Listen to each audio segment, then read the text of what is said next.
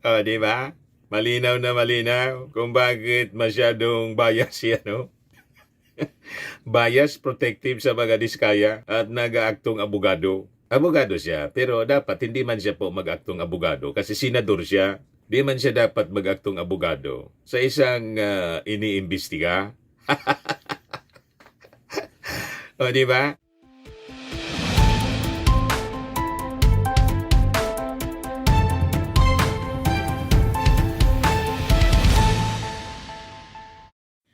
Hello po mga kababayan, si Dante Maravillas, Bicolano vlogger, broadcast journalist from Albay.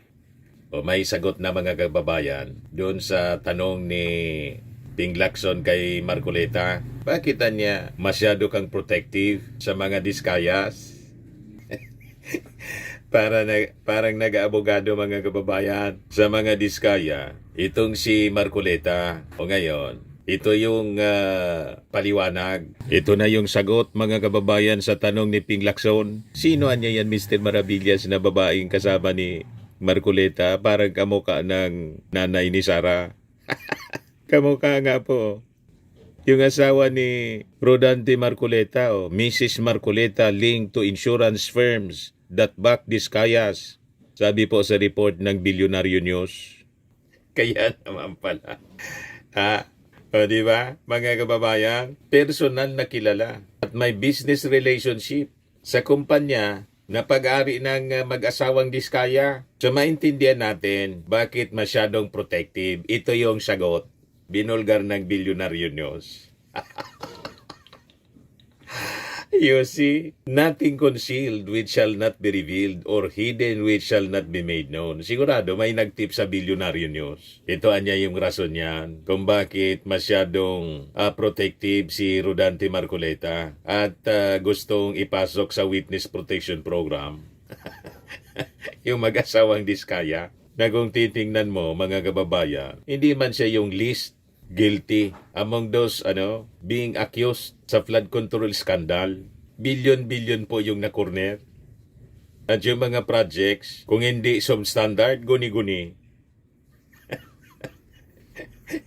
O diba? O, ito yung report ng Impact Leadership.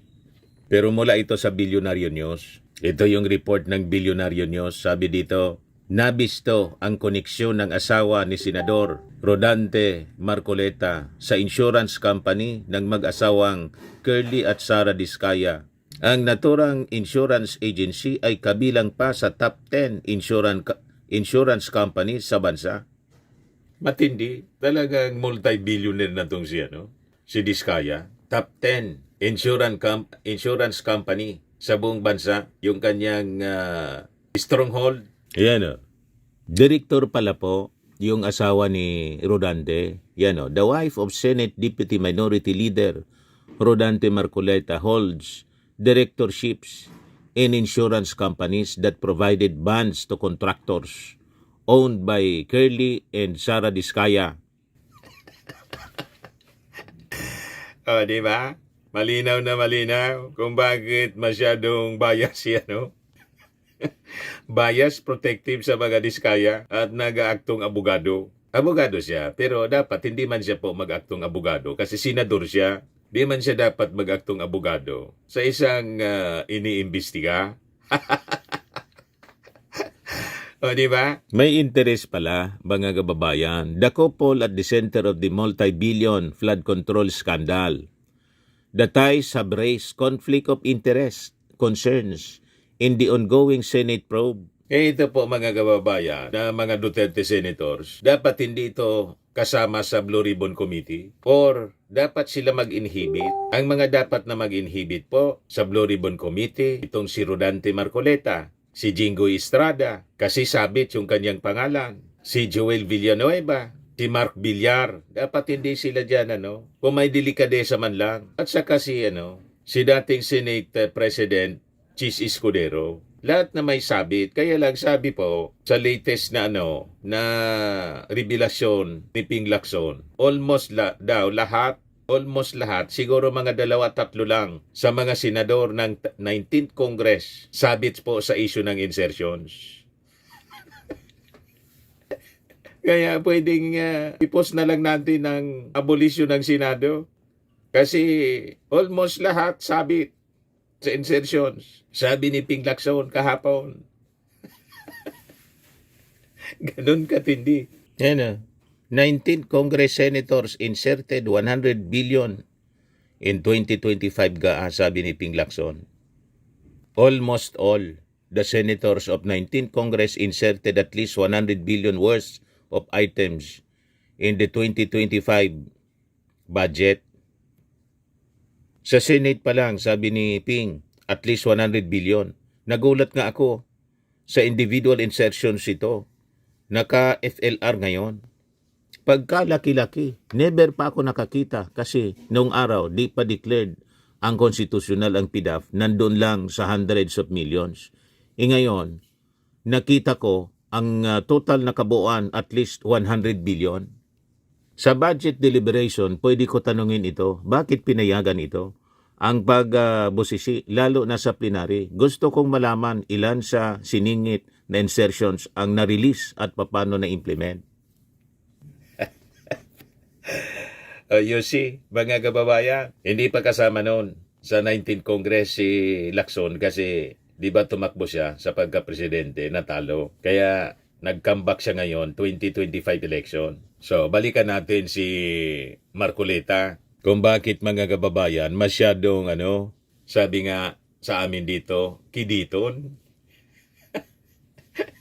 Ano ba yun sa Tagalog, yung kiditon? Yung behavior po ni Marcoleta, yung pagiging protective niya masyado, nanalata ni Ping Lacson. Kiditon.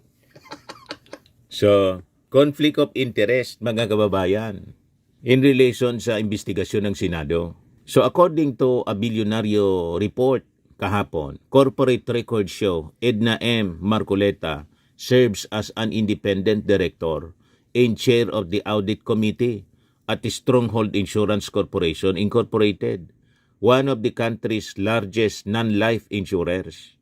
A notarized acknowledgement from 2022 indicates that Sara Diskaya, through Alpha and Omega contractor, transacted with Stronghold for a bond obligation. Itong asawa ni Marcoleta, mga kababayan, na si Edna, is also listed as a non-executive director of Milestone Guarantee and Assurance in 2023. Milestone issued a 19.29 million pesos bond for Elite General Contractor, another Diskaya-owned firm, tied to a 192.9 million pesos road dike project in Naujan, Oriental Mindoro. Senate investigators later flagged the project as non-existent. Guni-guni. So, pwede siya, mga kababayan, na maakusa, it could be perceived, na kasabwat. Di ba? Kliyente. May koneksyon sa mga Diskaya. Direktor. Nakita na ninyo? So, sabi nga natin, nalaman ito ng Billionaire News. Kasi siguradong may nag-leak, may nag-message, baka empleyado ng insurance company. Yung asawa niya ni Marcoleta, direktor ng Stronghold at isa pang company, insurance company, na kliyente yung mga Diskaya. Yan niya ang rason kung bakit nagtataka si Ping Lacson, bakit masyadong protective sa mga Diskaya itong si Rodante Marcoleta. Ang paliwanag niya yan, yung koneksyon ng kanyang asawa.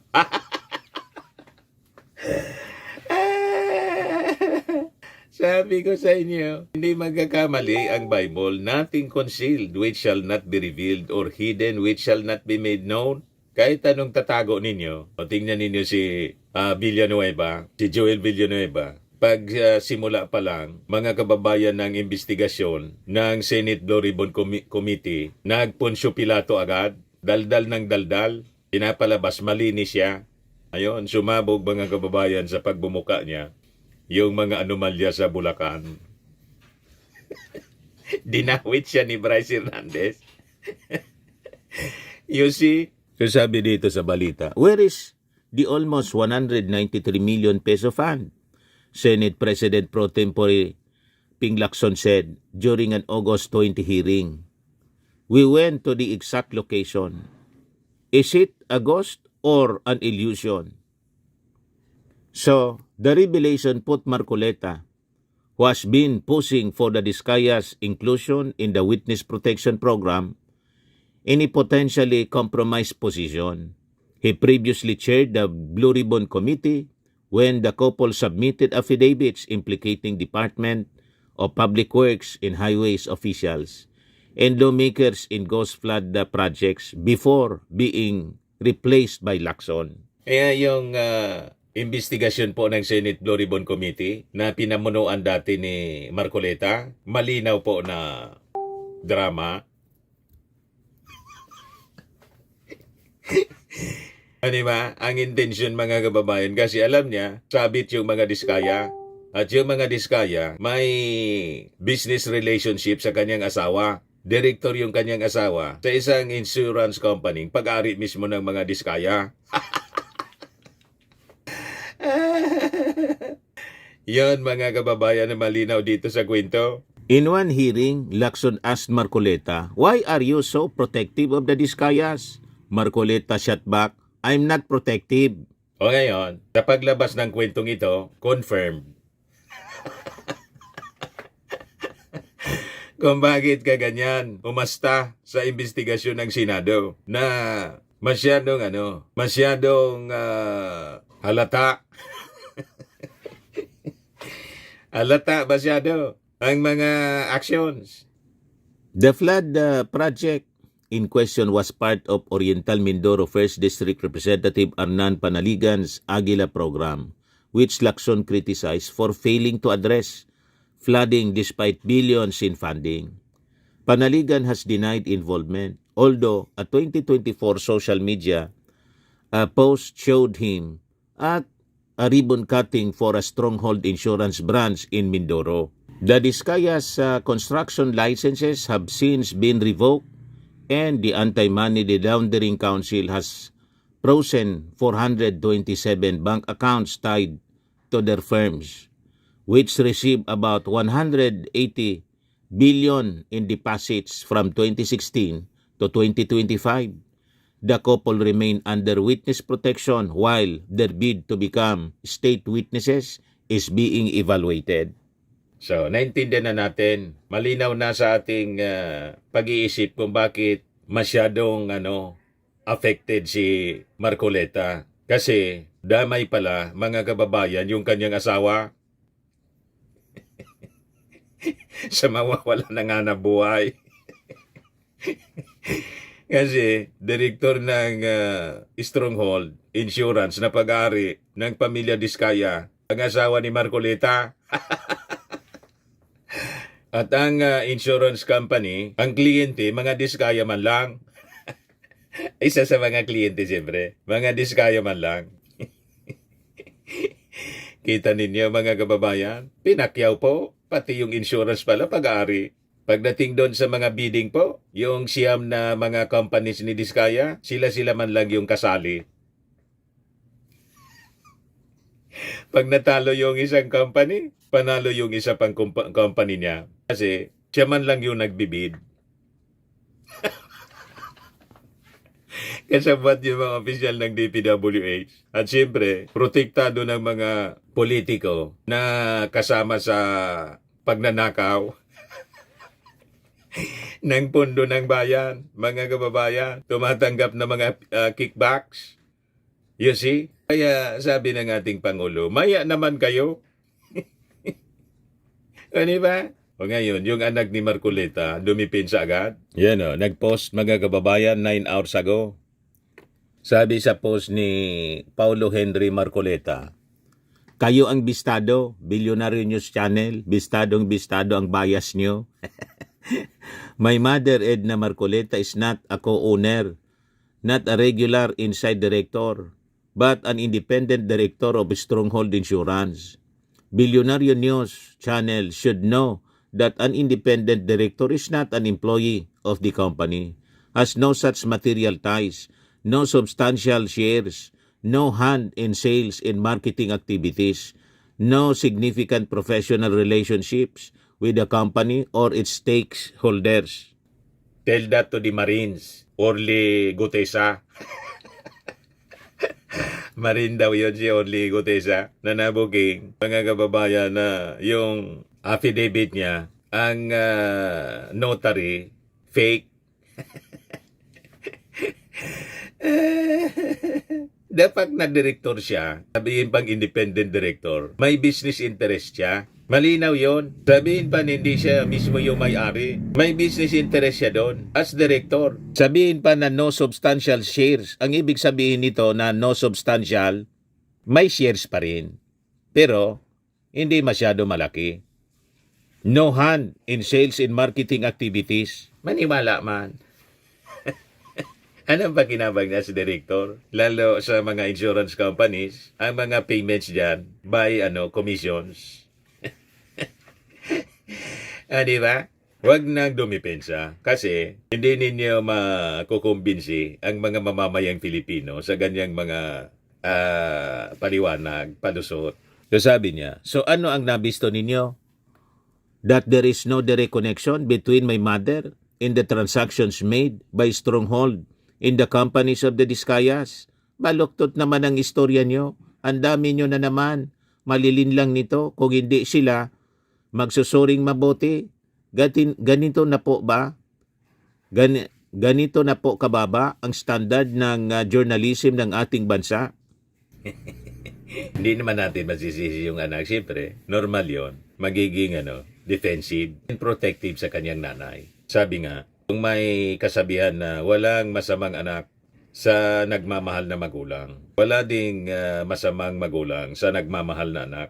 Parehas din yun. So ito yung mga reactions ng mga tao, mga netizen. Sabi ni Boboy Toralio, so protective pala of the contract with wife's company. Sabi ni Chi Miller, an independent director is one who sits on a company's board. They help make important decisions and guide the company's direction. It is not employed by the company. They are not a full-time employee, but rather an outside expert who brings objectivity and fresh perspectives. Makes decision in the company's best interest. They are expected to be impartial and prioritize the company's well-being over personal interest. Think of them as outside advisors who help steer the company in the right direction.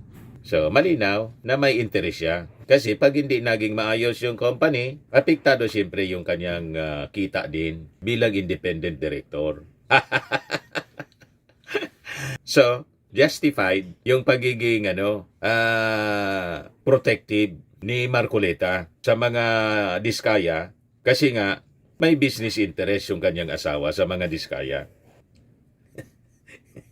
Di ba ba? So hindi na tayo magtataka kung bakit ganon ang behavior ni Rodante. Kaya ang pwede niyang gawin, mag-inhibit siya dito sa investigasyon po ng Senate Blue Ribbon Committee. Huwag na siyang sasali dyan kung may delikadesa pa siya. Di ba po? Kasi conflict of interest. Sabi ni Mary Rose Balena, lumabas din ang baho, overprotective sa mga kurakot. Yun pala may tinatagong baho. Sabi ni Chelly Aguilion, di ba kaya tama lang na imbestigahan si Marcoleta dahil imbes na magalit sa mga kawatan, mas naghahanap ng paraan para i-absuelto ang mga ito. Gustong ipasok ipasok agad-agad sa witness protection program na walang restitution. Ibalik man lang yung mga sabi ninakaw na pera ng bayan. Di ba? Pero freeze na po yung mga bank accounts ni Diskaya. 400 plus, 425 yata yun yung sinabi. 427 pala. 427 bank accounts. Kamukha ng nanay ni Sara. Sabi ni Colonel Olivas Corpos, the claim oversimplifies what it means by an independent director. While the law, example SEC, Code of Corporate Governance in the Philippines defines independent directors as those without material business, financial or personal relationships that impair independence, it does not automatically guarantee neutrality in practice. Several points of caution. 1. Appointment influence. Independent directors are often nominated or endorsed by company insiders, even without direct financial ties. Loyalty or gratitude to those who appointed them can influence judgment. Natural. Number 2, personal and political connections. Independence is not just about financial relationships. Family ties, political affiliations, or social connections may create subtle conflicts of interest, especially if the director is related to a high-profile political or politicians like Senator Marcoleta. Pangatlo, practical reality versus theory. Regulatory definition serves as safeguards, but independence is sometimes more on paper than in reality. Correct. Many corporate scandals worldwide involve independent directors who fail to act independently despite formal compliance. In short, being labeled an independent director does not automatically mean free from bias or influence. Neutral judgment depends not only on legal definition but also on real-world integrity, independence of thought, and the absence of indirect pressures. Tama! You see, mga kababayan, sabi ni Toti Ocinco, the plot thickens the Marcoleta-Diskaya connection. Noel Boy Morales, kaya pala, sabi ni Ramir Santos, sabi ko na nga ba eh. Sabi ni Maricar Salcedo, so, here's the other end of Pog's list. Sabi ni Henry Mercado, Stronghold is also the car insurance of LTO. Sabi nitong hindi maintindihan yung pangalan, di siya qualified bilang independent director kasi may asawa siyang matagal na representative at ngayon naman ay senador. Conflict of interest pa din yan. Sabi ni Rizzy Ruiz, alam na, tahol pa, Marcoleta, tuta. Sabi ni Miss Ramos, dami na nilang main character. Daing tagong hilom na daing mabubulgar. Wala daw na nakatago na hindi malalantad. Ito na po ngayon, sumabog na. Sa mga naghanap ng malinis and spacious fitness gym, pumunta lang po kayo sa aming Colossal Fitness Gym. We also offer Grab Car Rental with our brand new 2023 model ng Toyota Innova. We also accept booking for those who are planning to travel via PAL, Cebu Pacific, and other airline companies, local and international, and bills payment for Meralco Bills, PLDT, Aleco Bills, etc. Ang Colossal Fitness Gym is located at 3rd floor Security Bank Building, Landco Business Park, Legazpi City, Albay. For inquiries, look for Chilon Maravillas. Contact number 0966-802-0949. Yan yung aming Innova. Lagi na pong matao sa amin. Pati mga foreigners po, tingnan ninyo. Mga British tourists sila. Ang lalaki ng katawan na, mga kababayan, nag-gym sa amin. Ito naman po, Indian National. Ito mga mga European sila. Ito naman yung bago naming product na binibenta online, iGlow Serum. Whitening po siya galing sa South Korea. Tingnan ninyo yung epekto sa aking anak na architect entrepreneur, Riz Maravillas. For inquiries, look for Riz Maravillas on FB. Ito naman po, Firmax Firming and Lifting Cream. Pinapahid po ito sa mga pulses and affected area. Mainam po ito sa mga pains at paninigas na mga kasukasuan. Ito po, Automax Radiant Serum. Sa mukha naman yung application. Anti-aging po siya. You will look 10 years younger than your age. Ito yung bagong packaging ng Firmax po. Mas maganda na. Ito naman po yung bagong product naming binibenta online. I Am Worldwide Amazing Pure Organic Barley Powder Drink Mix from Australia. Mainam po ito sa mga cancer patients at para makaiwas po kayo sa sakit na cancer for prevention po. Endorsed by cancer survivor Maritone Fernandez. Yan pa yung ibang mga celebrity endorsers. For your inquiries and orders, mag-message na lang po kayo sa amin or sa aking anak na architect entrepreneur Riz Maravillas. Lalo sa mga gustong mag-negosyo nito. Sa mga mahilig naman po sa mga imported bags and wallets, dumiretso na lang kayo kay Ma'am Eileen Rosales sa Eileen Closet. Nakabase siya po sa Amerika.